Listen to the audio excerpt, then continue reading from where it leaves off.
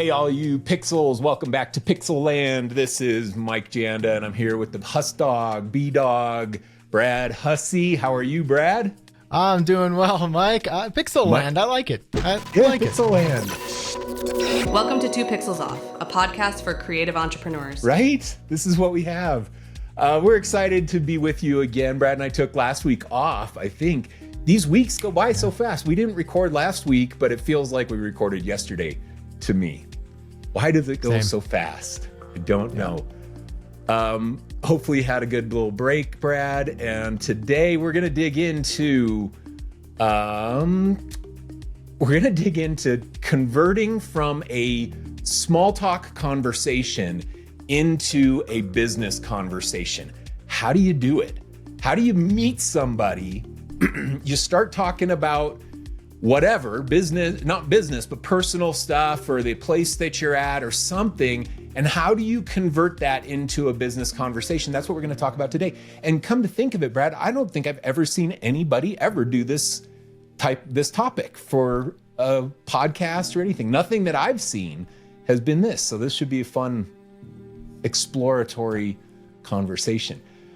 Before we dig in too deep, shout out to Wix Studio for making this podcast happen. Great no-code web platform with a whole lot more on top of it than just no-code websites. Super capable CMS, e-commerce engine, email marketing, lead gen capabilities. It's a great platform and you should check it out. All right, Brad, let's dig in today. How do you want to start? Why don't you start us? You start us since I introed us. Okay. All right. I'm gonna throw a little small talk at you here. Okay. All right. A little convo starter. We'll see how it goes. And then we can, navigate our way through this episode and see how we might do it. Okay. What's a fun fact about you that most people might not know? I'm blind in my left eye. Did you know this? What? Yeah, man. I'm handy capable, number one. Capable. But yeah, I was born blind in my left eye. And when I was a little kid, they used to put a patch over my right eye to try and force my left eye to work. And yeah, and it never worked. I remember being a little kid and like peeling up the patch to try and watch cartoons out of my good eye. So I have peripheral vision, but not central vision. And when I close my right eye, my left eye has a big black spot right in the middle, which my brain doesn't see unless I close my right eye. Isn't that crazy? That's crazy. So are you allowed to drive? Like, are you restricted from certain things? Come on. Yeah, I'm allowed to drive. I did karate for a long time. It never affected my karate. Sparring and stuff, fighting people, I could always see the peripheral. And in fighting, you're using mostly your peripheral vision. You're not using so much your central focal vision. You're using just this vision outside. So yeah, I never had any problems. The only risk is that if something happens to my right eye, then I'm essentially blind. But they say that over time, my left eye would learn to work harder and eventually get better vision out of it. Isn't that crazy? Wow. That is crazy. That is crazy. So, all right. Let me give you so that one, was like Brad. a little, you throw them back at me here. All right. Let's see. Let me find a good one for you since you got that. What was the last good book you read? Ooh. Wait a second. Canada, I don't know what the education system's like, but you can read, right? You can read? I was trying to dig in your eye for that one. Let me ask a different question anyway. That's more applicable. Let me ask a question that's more applicable. I'm just kidding. Okay. I know some of the people up there can read, so let's hear what. Have you read a book? Have you read a book before? Have you heard of books? Just curious if you guys know that up there, or if I'm going into a little touchy topic and you guys are like, no, that's a right and privilege that we weren't afforded. We're supposed to just eat snow cones in school. No. No, it's good. I love it. Yeah, in fact, I went to special school to learn how to read up here You in Canada. did go to a special school? That's good. Special reading school. It's only for sounds right. only for like a select few. I get No, it. It's here's private, a good one. Private situation. Private situation. Yeah. No, you can't read it because of my light. Let me see. The Almanack of Naval Ravikant.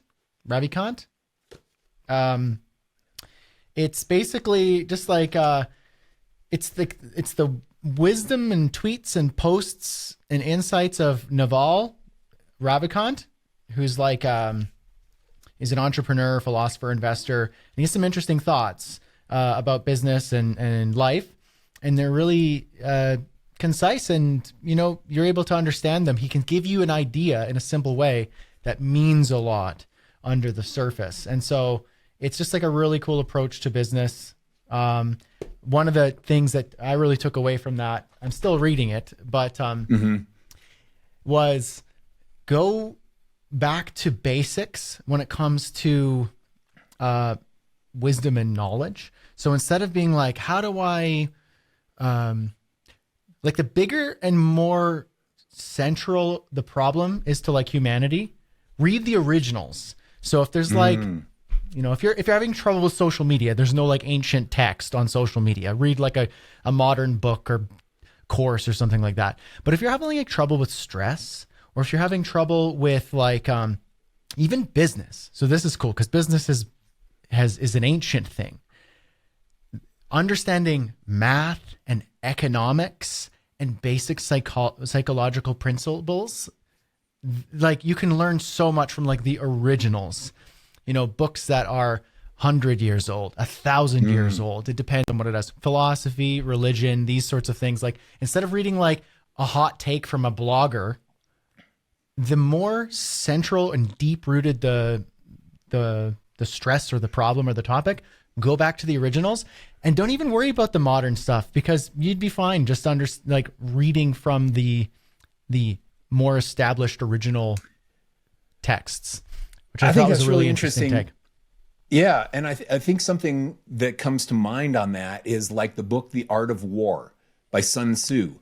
And that's the old whatever Mongolian art of war thing back from the day, or Chinese, or I think it's Chinese. Anyway, that's a super popular book that has been businessized over time, but it's this ancient old text about warfare, but so much of it applies to business. And you see those kinds of principles in all kinds of negotiation, sales books and stuff. Strike your enemy where they're weakest, and that kind of business. I think that's interesting. That echoes back to what you're saying. Brad, tell me, have you implemented anything from that book into your business right now? Yeah. Okay. I'll be quick about this. I dog-eared this page, I believe where it was, but basically, I wish I could find it really quickly, but basically okay, here it is. I think I found it. A simple heuristic. So running uphill, if you're evenly split on a difficult decision, take the path that's more painful in the short term. So you're at a crossroads and it's a difficult decision either way. Which decision is the most painful in the short term? If you're undecided on what to do the one that's more painful right away. Because that usually means if you are at a difficult decision and you choose the path of least resistance initially because it's easier at first, that usually means there's a long-term cost associated with it. And you're not seeing it properly because you don't want to have pain right now. So you punt it till later, but it's worse later. So if you have a difficult decision to make the decision, and you don't know what to do, make the decision that's harder in the short term because you got it out of the way and it has more benefit down the line. How I've applied that is, so I'm running this community creative crew and it's a lot of work. And over the last 2 to 3 years at this point, I've built up a lot of responsibilities and operational tasks and management. There's a lot going on. We've got about 5,000 plus members at this point. We've got boot camps, guest experts, training, group coaching with you. There's a ton in there. Managing it is a large responsibility, and I've been able to handle it myself for a long time. And so I was reading this, and it came at this point where I'm starting to get a little overwhelmed with how much I need to manage in this community, doing it by myself. And then I realized I have a hard decision to make right now, and I'm not quite sure. And I've had this decision to make for probably months at this point. Either hire somebody to help me and actually hire somebody, not like just like a little thing, like actually commit to paying somebody who's an expert at this, who I can genuinely trust to take the reins on the operational and management side. But that has a short-term pain. It's a lot of offloading and training and cost. It costs money. So that's the short-term pain. The other option, which I've been continually making, was just, you know what, do it myself. I can keep managing it. It's easier just to do it myself. I can handle it. I can handle it. And I keep pushing it off. Got to the point where continually making that decision, pushing it off into the future, made it so that it became too much to handle. And I was forced essentially to make the decision to get someone to help. Thankfully, I made that decision, and it's been the best. But if I were to make it again, a hard decision, and I'm not sure what to do, I'd go, what's the painful one right away? Hiring somebody. I'm going that route. Yeah. And so that's kind of something that I took away from it. That's interesting. What do you think is your next painful thing? Then now that you've solved that problem, what's the next pain point that you feel in your business? I think the next pain point would be one that's coming to top of mind right now is using that free time that I'm buying back eventually to what do I do to not just now I have more free time, but reinvest it into a profitable direction that's going to make more money for the business. So now that I've basically freed myself up, I have the decision to make, which is find the way to make more revenue doing efforts that are ROI positive, or don't do that. Now, to me, one of them is the easy way, which is enjoy the free time. You got a little bit more, little less stress, and just kind of like tinker around and like enjoy the like the breathing space. But to me, that creates more problems because I'm not taking actions right now that is taking advantage of this newfound freedom that I've purchased back. The hard thing, I think, is getting my sales efforts and my offers in order and picking the direction that I need to go and start making those calls, start doing that networking, start building back a referral loop, and start basically getting clients or customers for the offer I'm thinking of. That's hard because it actually is me putting myself out there and doing that sort of work versus, I just bought myself a little bit of freedom and less stress. That to me is kind of what's going on in my head. Okay, perfect. Now, we didn't plan this, but this worked out exactly what we're going to talk about today. That question that I asked Brad was, have you read any good books lately? And then what did Brad do? Brad went on like an evil genius monologue about this book that he just read that he's got really inspired by, and he shared and talked. And he started talking, and you could tell that he was passionate about the thing he was talking about and that it was fresh to him. And then what I did was, okay, have you applied that in your business? He told another story. And then I said, what other pain points are you going to solve next? What's the next pain? Because you solved this one. What's the next pain? And then he talked more, and he divulged to me pain points in his business. This is how you do it. We went from an innocent question like, have you read any good books, to talking about business in an easy, seamless transition that isn't even noticeable. as a sales tactic, but that's exactly what you do. And we could have done it. You could have done it with my eye thing too. How would you have done that? Put you on the spot. Mm-hmm. I just tell you that I'm blind in my left eye.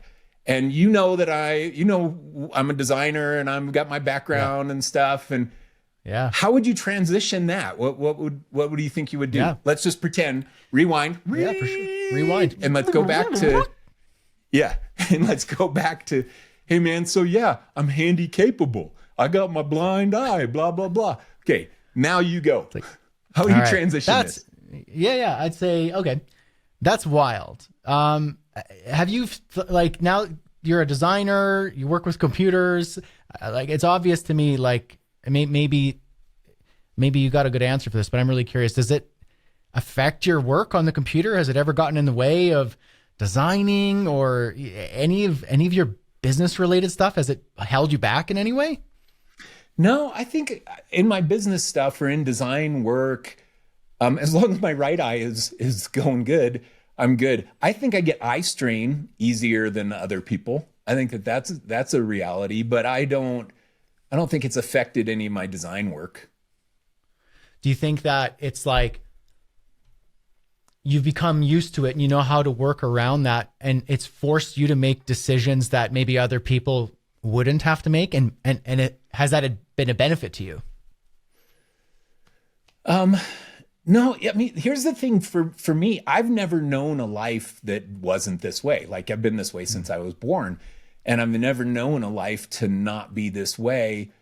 So I don't know what all you two-eyed people out there that all proud having your two eyes and they're both working good, keeping the one-eyed people like me down. I've never known a different life, so I can't answer whether it would have been better or worse or different, because I've never known anything else. I do think 3D sometimes is tricky because you do need both eyes to see 3D, and like the red and blue get glasses thing, or even when it's single color, like the 3D movies, I can't see those. Occasionally my eye will pick up enough that there'll be like double vision that I can see, but not single vision. So I never, but it doesn't look like 3D. I would never be a good choice for doing any 3D video work. Type of video for people, that's for sure. So I'd be like, I don't know, does it work? Yeah. So do you have like a preference? Do you read books more than podcasts, or do you prefer podcasts or video? Is there like a preference for what you take in? Yeah, I've read a lot of books, but I do prefer watching something rather than reading something, for sure. But that could be, I don't know if that's eye related. It probably is. It probably is, because yeah. So probably is. When you're listening to, like, do you watch podcasts or listen to them? Listen to podcasts, watch movies, TV shows. Yeah. What are your favorite podcasts these days? 2 Pixels Off is probably my number one podcast. That's the podcast everybody should be listening to. 2 Pixels Off. Why? What's the deal? I haven't heard of it. Oh man. Well, they got 2 hosts, and one is a freaking genius. Like, he's a business genius. He's super good looking. And then there's another guy on the show called Brad, and he's a good like sidekick guy, but man, the good looking one, he's really stunning. And he has a great tone of voice and just pure genius, spewing genius 24/7. So that's what I love. Any big takeaways that you've been applying to your business from this mad genius and his not so handsome sidekick? Yeah, they get into topics that aren't the everyday topics, like the stuff relating to business. And they did this one episode about how do you transition from a personal conversation into a business conversation. And it really helped me improve sales in my business.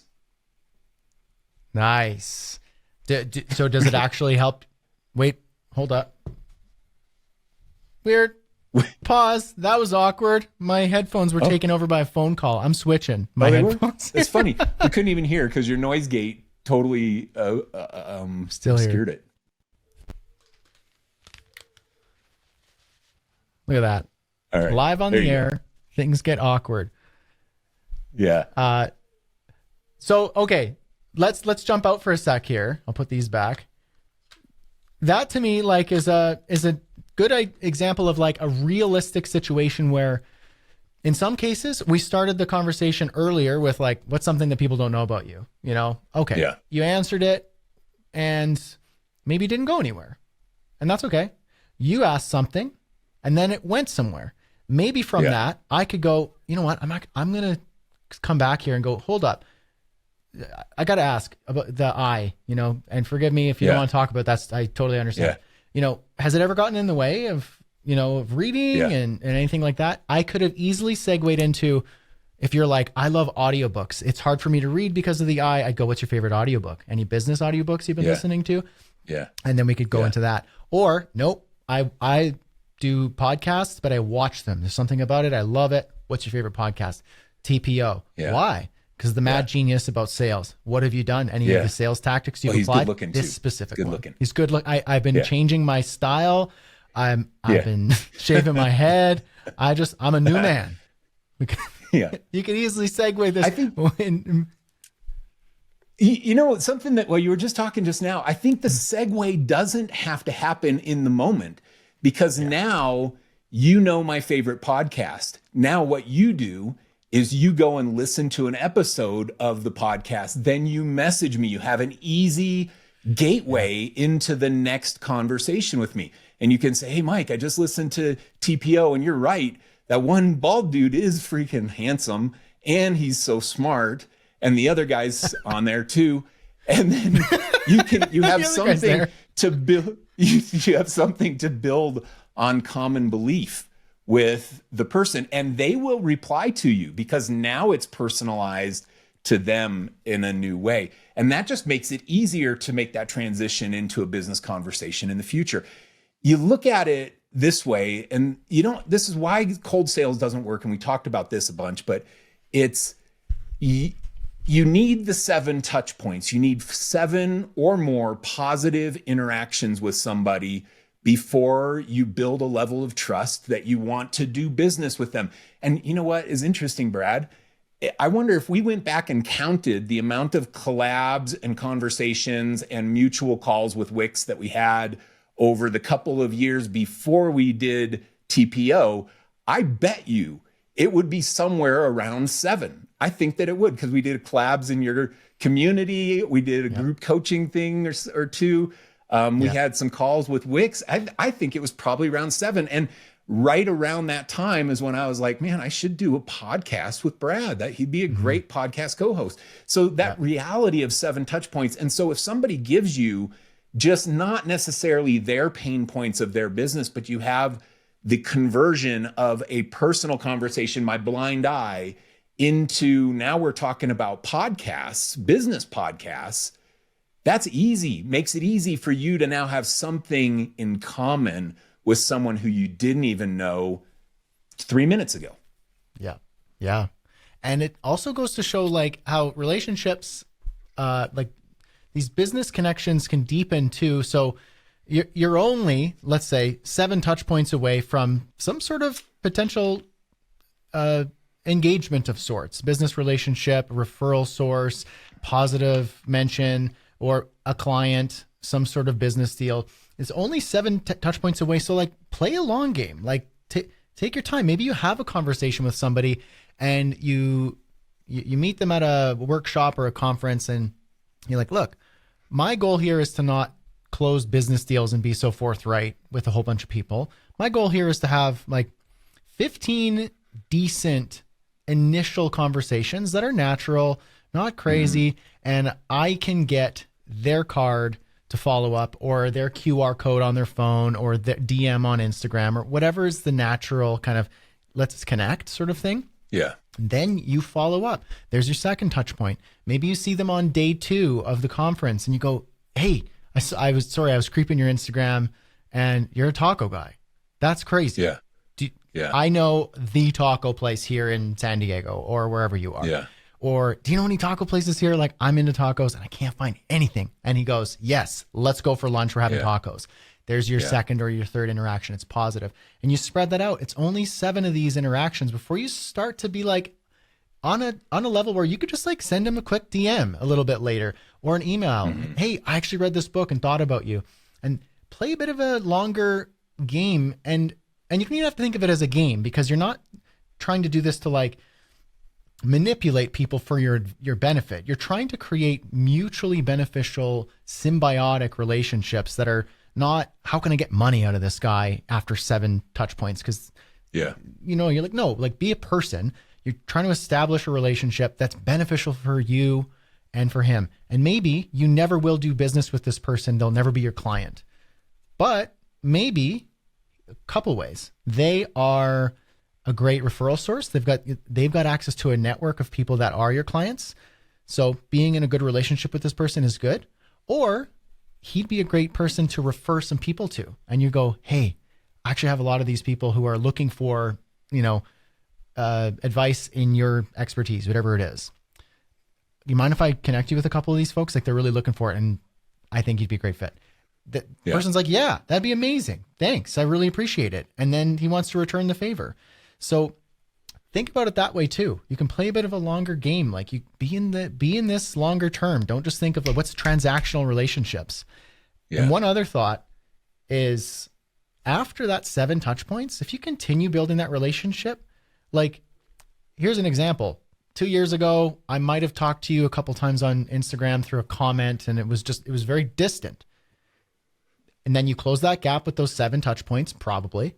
At this point, I don't know how many episodes deep we are, but these are all touch points. Yeah. I don't know how many episodes. How many do we have? Like 40?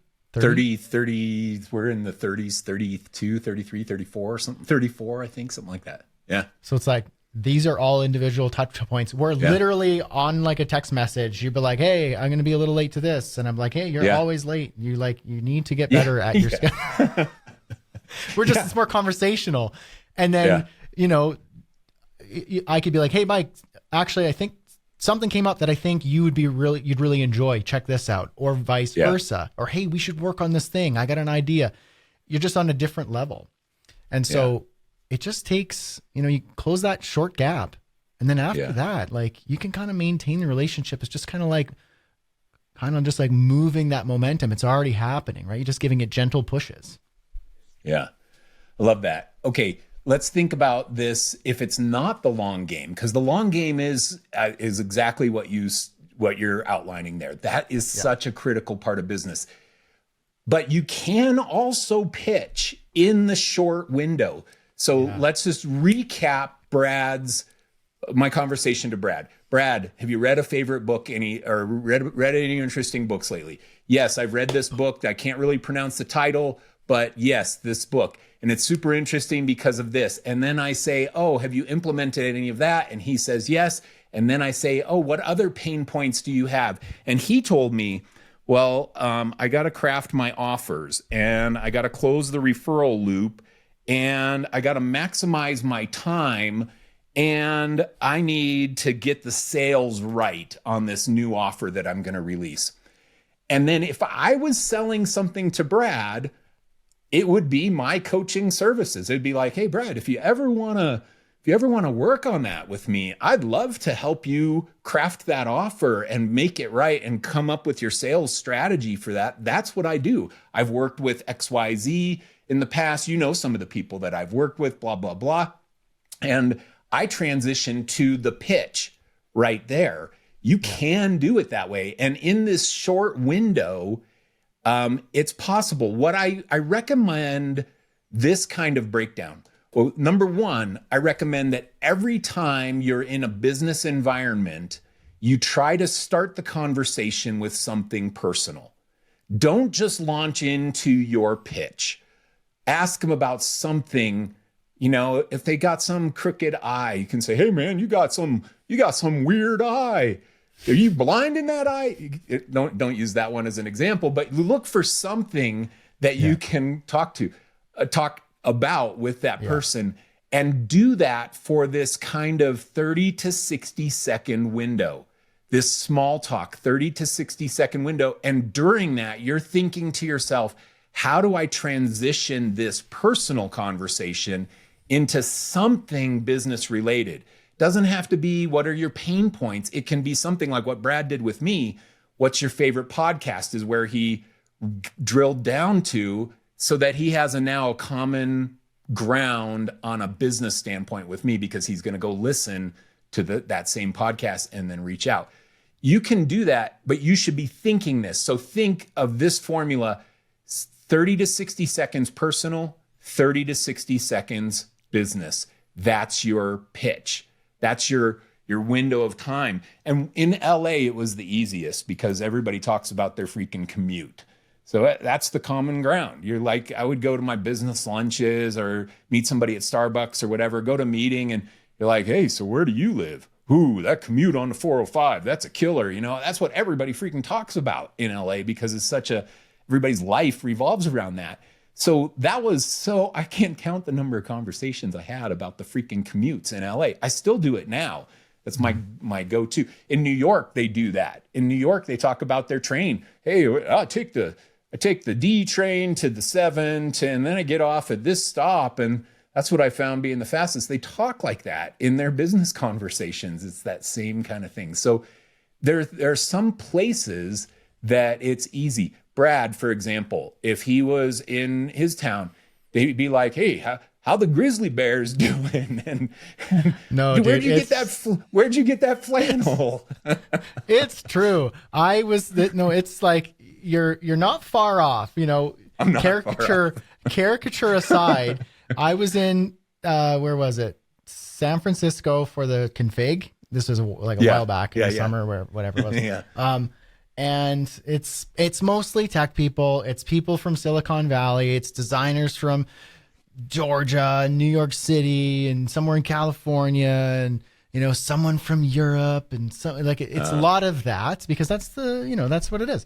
And anyway, anytime a Canadian runs into a Canadian, you have the tie-in. Even if you're like, I've never been to your town or your city or your province, even like you're far over there, I've never been, but you have that common thread. And so there was one, I was at this is funny. So I went into this after config meetup. It was Jesse Showalter. You know Jesse? Yeah, I know Jesse. Yeah. Yeah. So he was hosting one with a couple of folks. And so I snuck my way in. I wasn't invited on the wait list, but I snuck in. And it worked. I didn't get kicked out. Good. And anyway, it was all people like, oh, I'm here from this place. And anyway, I ran into a guy and we were bumping into each other because it was a small little venue. And I was holding I think a bunch of chicken wings or something and a beer. And I was bumped into him. We had nowhere to go. So I was like, hey man, so what did you think of Config? And he's like, oh, it was good. It was good. I'm looking forward to getting home though. And I was like, oh, where's home? And he's like, it's in Canada.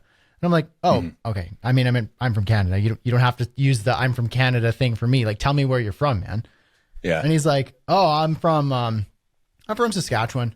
And I was like, no, Saskatchewan? And I was like, dude, we got a cabin in Saskatchewan. And he's like, no freaking way, man. Oh, yeah. And then he just launched into, he dropped the facade at the conference, trying to be really enunciating. And he just went full like Canada, rural Canadian. And I went into it too. And we were just like buddies. And it was great. And then it was easy to go from there. And so it's the same idea. You're talking commute, you're talking bus routes, you're talking, you know, crazy weather. Grizzly bears, you're flannel, you're from rural Canada. Let's go. Yeah. It's all the same. Yeah. It's all the same. So that's the concept here is the personal find common ground, or talk about something that they are genuinely interested in, which usually relates to them. Ask them the question. What book did you read? What's an interesting fact about you? Where are you from? What's your commute like? You're asking something about them. And then when they talk, you just sit back and listen. Like I let Brad drone on for like 27 minutes about this book he read. And I just sat and paid attention and listened. And he was excited. And that's what you want to do. Because now after that, Brad's if I didn't divulge the fact that I was just playing the part, Brad would be like, man, Mike really likes it when I talk. He likes all the ideas that I have. He Mike's my friend. I shared this book that I'm reading. Anyway, you walk away, you're like, can't that stop myself stupid book that Brad, I don't give a crap. I'm not reading it. I'll watch the movie when it comes out. It's probably just a bunch of Canadian with A's everywhere out in the boot. I don't know why I'm walking away with my microphone. It's just adding to the drama. It's good. So that's the concept. Now let's wrap up this episode with the pitch formula that everybody needs to have ready. This is the quick pitch formula that you should know for your business. And let's have Brad answer these questions. I'll go through the questions and then Brad will do an example of this for one of his business offers. He has a bunch of different things that he does, but he'll do one for his business offer. Who are you? So you're introducing yourself. This is after the 30 to 60 seconds of personal. Hey, Brad, you like grizzly bears? And then Brad's like, yeah. Hey, what about grizzly bears in business? And we transition to the business conversation.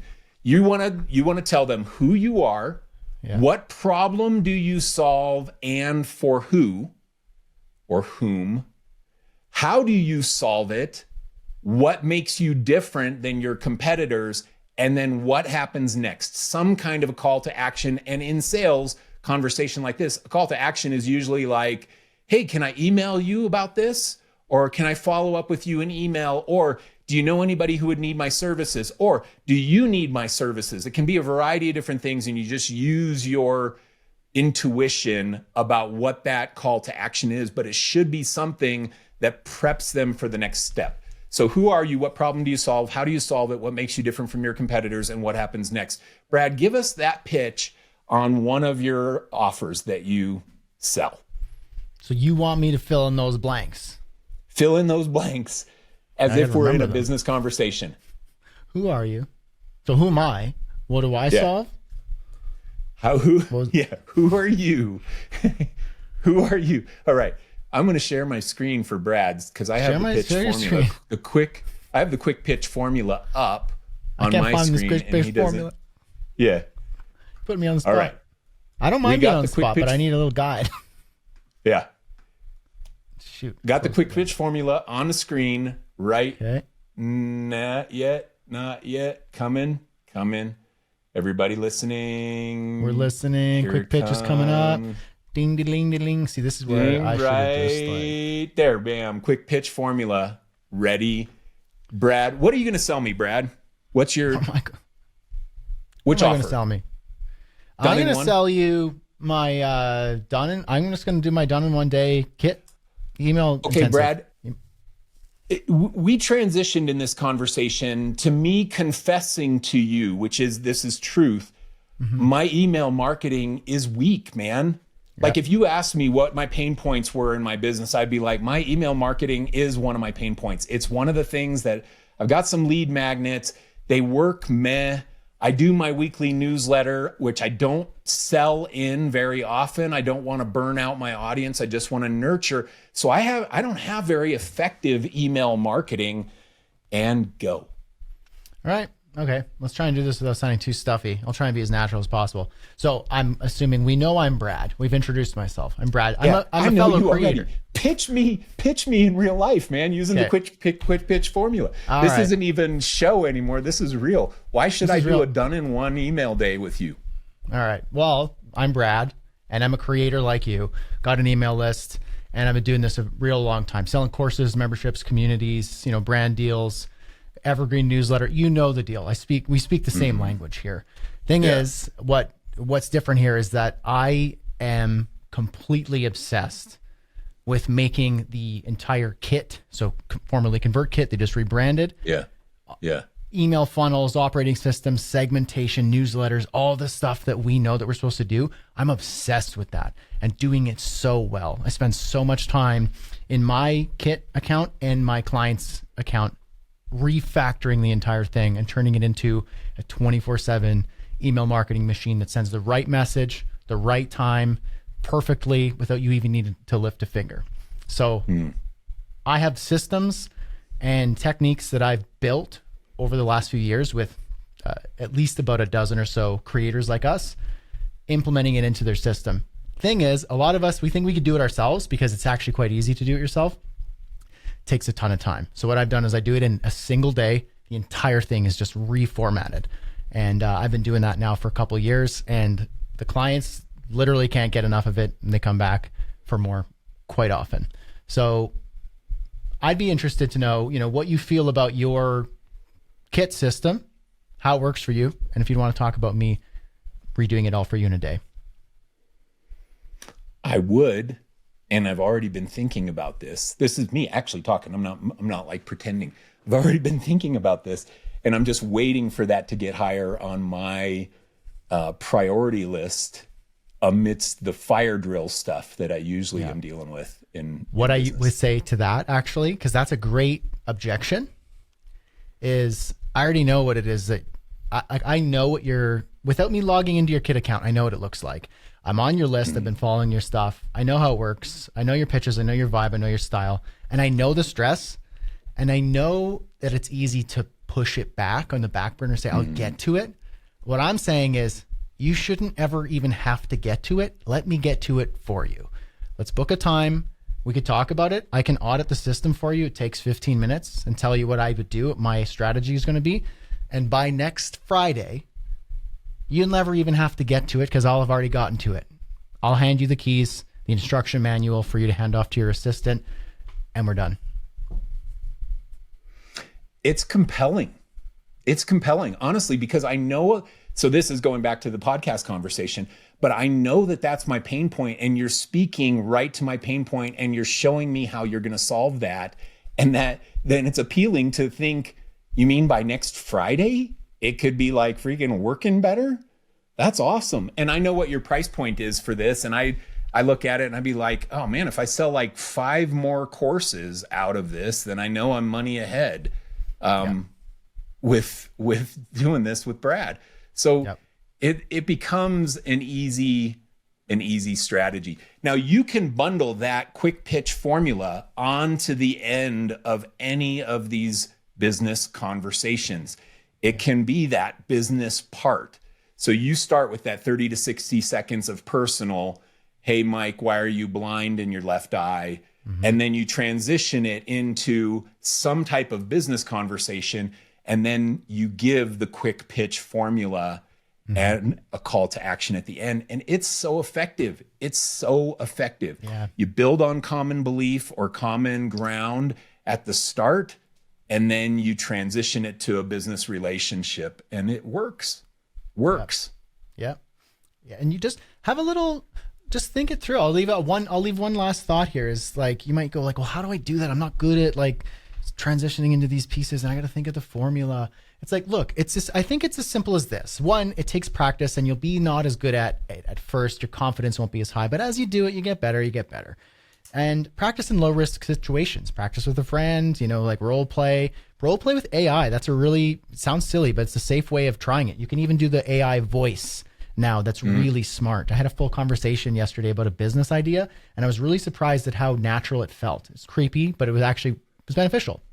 Practice in a safe way. Look at it like this. What's the context? Let's say you're going to a conference. It's all creators. So I'm thinking about me here. I go to a creator conference. Kit puts on a craft and commerce conference every year in Idaho. So you get yourself to Idaho, you go to the conference, and they're all your target audience. All of them, my target audience. I could fix all of their email funnels, and I have more than enough options here. Let's try and talk to some people. So I'm going to lead with a, personal question. Hey, did you like that thing they put on, whatever it was, or did you go to the bowling thing? I didn't think that would be cool, but it actually was my favorite part. What did you think? Whatever the personal thing is, get in there. Do you like the hors d'oeuvres? Do you like this? Whatever. Do you like Idaho? Whatever. You segue into it. You find, okay, this is a creator most likely. Let's find out if they are. Let's find out an easy into the business conversation. So break the ice, personal question, nothing crazy, easy to get out of it too. You go to the next step. Let's talk business for a sec. Any podcasts? I saw you went to the podcast talk. do you do any podcasts? Are you a podcaster? Yeah, I'm a podcaster. Nice. Tell me about it. This one. Any cool guests lately? This one. What? That's amazing. I actually have a few friends that I think would be a great fit for the podcast. Do you have a newsletter like for the podcast? And do you sell any courses, or what do you do to monetize? Oh, we got some sponsorships, but I'm really trying to work on a course, but I just can't figure out how to get it set. There's so much going on. I get it. I'm doing a podcast too. Fellow creator here. I totally get it. Actually, I'm Brad, by the way. I forgot. Sorry, I didn't introduce myself. This is exactly what I do. I help podcasters set up their entire kit, funnel, everything in a single day. I did it with this podcaster and then this podcaster. We do it in a day. It's really reasonable. And we've got a lot of people who've done it. Some of them are actually here. If you're interested, I'd be happy to talk to you about it. I can send you a quick email. Maybe you give me your card and I'll send you the details. What do you think? That's how that happens. And it happens in 3 minutes. Mm-hmm. Yep. It's good. Okay. Pixels. That's the people who listen to this show. That's our people. Pay attention to this episode. This is critical in sales. Figuring out how to make a smooth transition from a personal conversation into a business conversation. Look for those opportunities to practice this. And you don't have to even role play. You can actually just go show up to a new networking thing and do it. Yep. Ask them the thing. Okay, this is something I like to do too, is go do a search for conversation starters on Google search. And you're going to find 1 billion posts of questions of conversation starters. Yeah. Memorize some of those, read those conversation starters and have them in your bag of tricks for conversations when you go to meet somebody new. And sometimes you can just come right out and say, hey, Sally, so good to meet you. Tell me something that very few people know about you. And you just lead in like that. Now Sally's talking about herself. Like, that off the cuff thing is okay to do in a lot of circumstances. It's not nearly as awkward as you think. What's awkward is standing there in front of somebody being like, hey, so you like this show? This conference good? You know, that's more awkward than just going right in to try and build a personal relationship with someone. Yeah. All right. Thank you so much, everyone, for listening to this episode of 2 Pixels Off. Hopefully you got a couple little juicy nuggets in there that can help you in your sales conversations. We appreciate... Brad's laughing. What are you laughing at, Brad? Juicy nuggets? I don't know. Juicy nuggets? I don't know. I was just thinking. I don't know. Brad, juicy nuggets. Just trying to mess up your outro. It's good. You did a good job of that. We appreciate you. And thanks. Shout out to Wix Studio for making this podcast happen. We appreciate them, and check out their platform at wixstudio.com or wix.com/studio. Both of those URLs work. And we will see all of you pixels in the next Pixel Land episode coming at you soon. Thank you. We'll see you soon. Cheers.